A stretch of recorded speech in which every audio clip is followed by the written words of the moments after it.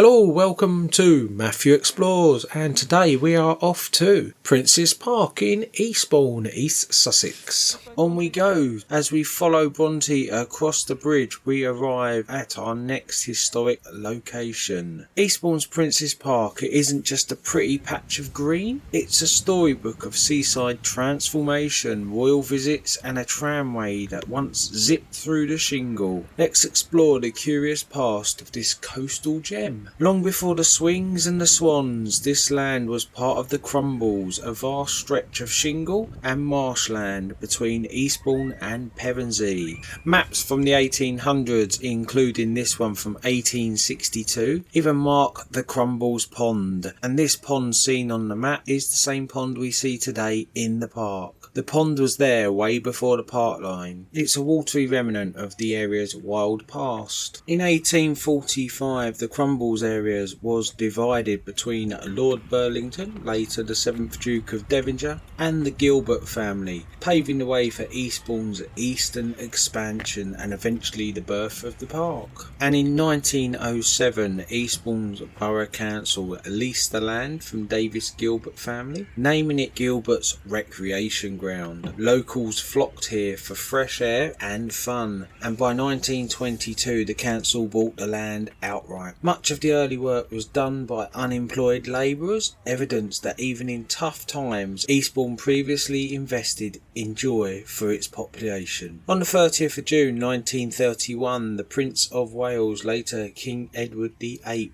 visited the town and the park. While visiting the park, he planted a tree, and this led to Gilbert's Recreation Ground becoming Princes Park in honour of his visit. The Crumbles Pond, the park's centrepiece, it's a nod to its marshy origins, and when the park was created, the pond was engineered to include sluice gates and tidal control. It became a haven for boating, bird watching and even model yacht races. One attraction at the park that I feel would be a fantastic asset to Eastbourne in 2025 that has been lost to time due to decisions not to grant permission to extend its presence, and this was due to plans for the road expansion, and that is the now lost Eastbourne Electric Tramway. From 1954 to 1969, Princes Park had its own electric tramway built by tram enthusiast Claude Lane. It ran for 2/3 of a mile between the park and the Crumbles. These 2-foot gauge trams were open top, charming and surprisingly popular. They trundled along the edge of the park, bringing smiles and joy to families, couples and holidaymakers.